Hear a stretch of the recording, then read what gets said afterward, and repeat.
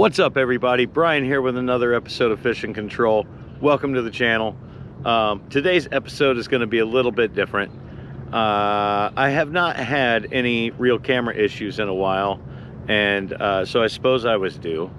And of course it happened when I was trying to figure something out to try and get more good bites on camera. But I won't get too far into that. But I will say that I did at least get a good catch on video here. I lost, when my file's corrupted, I lost like 3 videos that I shot for you guys, so that's a big bummer.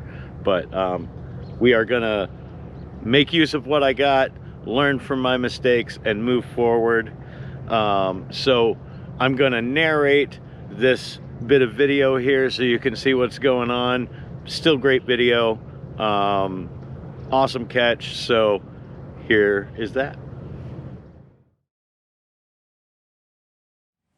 Okay, so by this point in the day, I've already fished a few different locations. This is a completely new spot. I almost didn't come here. I was going to go home.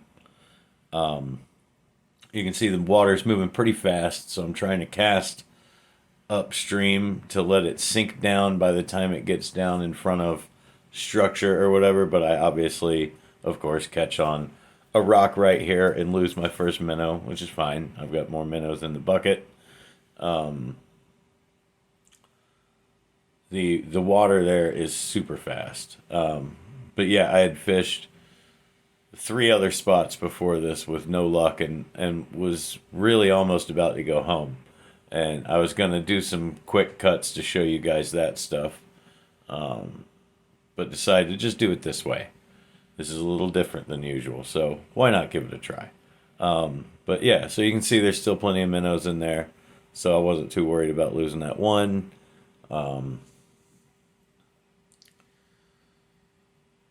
This is a spot that I had thought about trying several times, and just either hadn't done it yet, or there were a couple of times where I'd considered stopping, but there were people already in the location, so it's not a very big spot. If there's a couple people here already, you know, it's taken.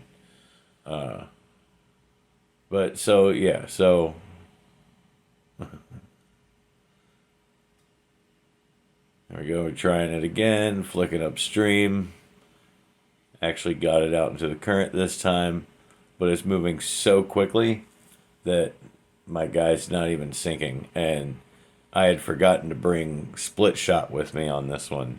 I meant to bring the split shot and left it sitting on the table. So right about here I'm realizing, yeah, that's not going to work. So I'm looking around for pockets of slack water. And I notice up under this bridge here, yeah, I got to crouch down and it's riddled with trash. But I can get under here and I can flip into this slack water. There's the pilings of the current bridge. There's also pilings that look like they might have been from an old bridge or from potentially tying up barges back in the day or something like that. Potentially a ferry crossing point, something along those lines. But you can kind of see one of them there, and there's more. You'll be able to see them more. There's what looks like prime sheep's head spot, and you know, all kinds of fish like to hang around pilings and stuff. So I gave it a flick. We're giving it a little bit better flick. We're letting him get down in there. There is a little current right there, so it's kind of drifting it slowly, and boom.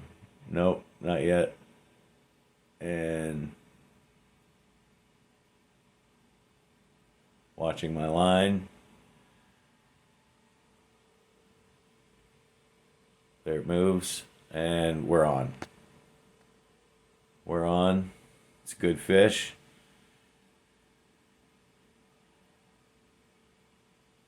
And look at that. That's a redfish.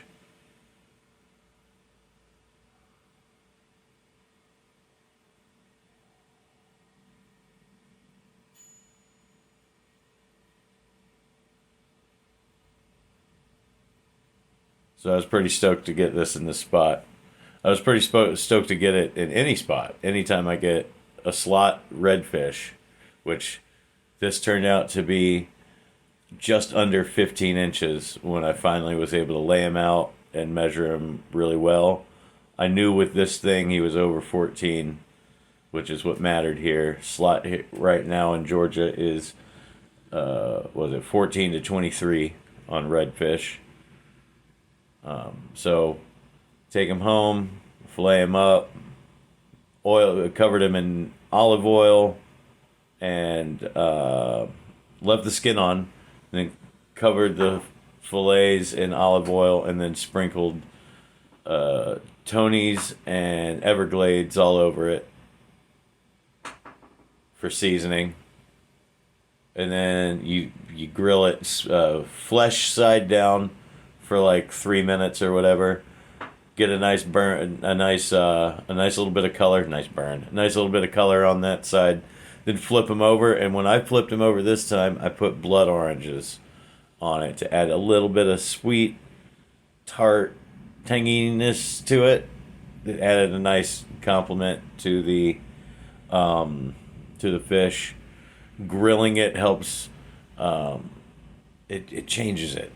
I'm not exactly sure what the chemistry is behind the change, but it changes it. It caramelizes the orange a little bit. You got to try a slice, of course. I made an extra slice there. And then I didn't show it in the video here, but when you go to eat it, squeeze a little bit of that blood orange juice onto the fillet. Mwah, delicious. But you see here, after flipping them and putting the oranges on, close the grill back down, let it get back up to temperature, give it another few minutes. I think it was another 5 minutes or something like that. There are a lot of recipes online about how to grill redfish on the half shell. That's what this is called, grilled on the half shell. There's lots of recipes out there that'll give you proper temperatures and cook times. If you don't have a grill, you can do it in the oven. It's a little different, but you can totally do that. These come out great pan seared as well. And season them the same way basically for all of those. And then here I served it on some basmati rice with some steamed broccoli, and man, is it delicious. So good, fresh. I highly recommend. Thanks for watching this episode of Fishing Control, and we'll see you on the next trip.